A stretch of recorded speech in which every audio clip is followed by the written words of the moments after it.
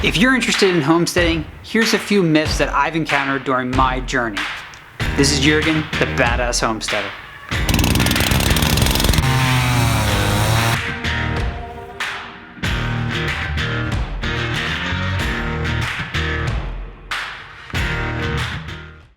One, you need to own a lot of land.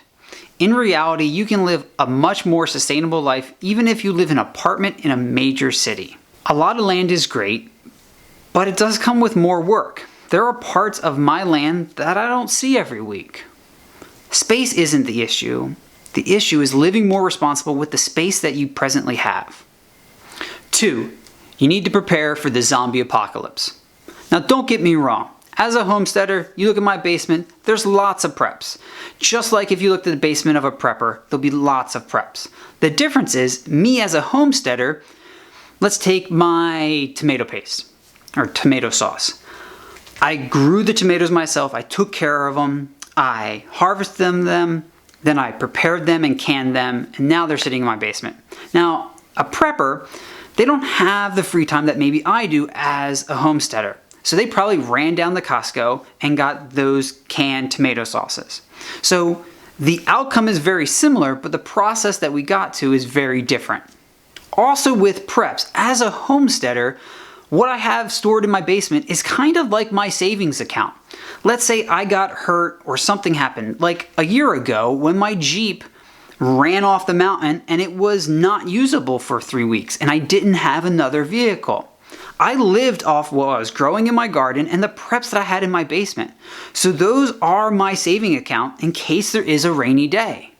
3, you need to live off-grid. Now, I live in the mountains, middle of nowhere, away from a lot of people. It has its pros, but it has its cons too. When I need to go to a store, it's a long drive. So for some people, I could see how it could be much more beneficial to live just on the outskirts of a major town or a major city.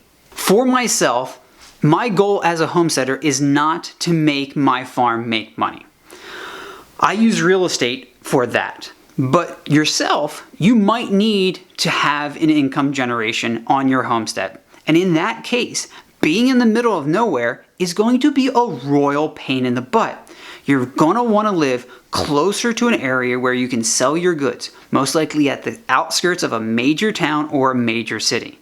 4, you need to come from a farming background. Hey, I was a nerd who had pretty much no experience gardening. It is amazing the resources that we have at our fingertips. Geez, you can go on YouTube and learn just about anything. And even if you couldn't find it on YouTube, you probably can do a Google search and find it. And if you couldn't do that, you probably go down to your local extension center. And even worst case scenario, if none of those options worked, you probably can find yourself a small little town, a little community with neighbors that know how to do a lot of things. So really, you don't need to have that background, but what you do need is have a desire to learn. The original homesteaders learned from trial and error, and truthfully, a lot of them weren't successful. So don't beat yourself up. The benefit is today we have all of this technology and we have a lot of tools available to us to make homesteading a lot simpler. Number 5. To be a true homesteader, you need to be 100% off-grid, grow all of your food. That is a joke. We are not an island. And throughout all of our history, we have surrounded ourselves with others. There'd be someone that was a blacksmith, someone that could work with leather, someone that was really good with animals, someone that was a great teacher for kids. So don't kid yourself that you are going to move out into the woods, be completely off-grid, and grow all of your food. That's hardly ever happened. Don't get me wrong, yeah, there are cases about that. But that is not the way that I don't think many of you want to live your lives.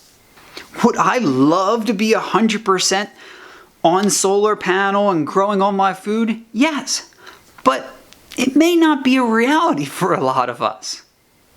So you don't have to do it all, nor should you have to.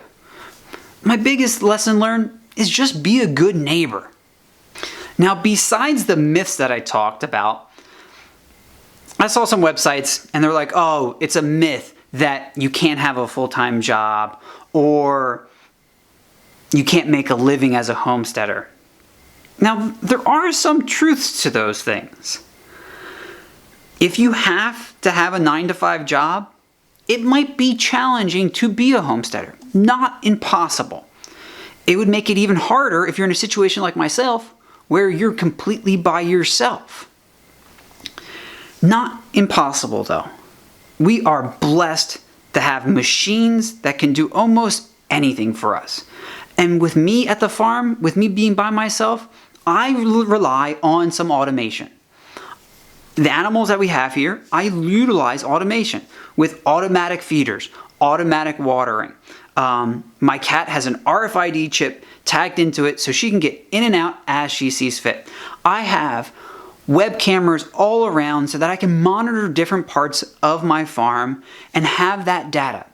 My house is also wired as a smart hub, so I can monitor temperature, water leaks, different things going on. So I utilize technology and computers to my benefit as this single person on the farm.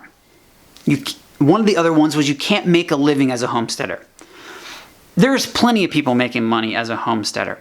The only thing I need to encourage you is you need to have an entrepreneur spirit and you need to approach it like a business. You need to do your research and you need to get out Excel and actually crunch the numbers to make sure it makes sense. And you also need a good peer review. That could be a spouse, a good friend, a community, but you need someone to look over your shoulder and say, you know what, this looks good, or I think you need to relook at this. Well, everybody, this is Jurgen, the Badass Homesteader, and that's just some of the things that I've learned over the last 2 years trying to be a homesteader. Peace, everybody.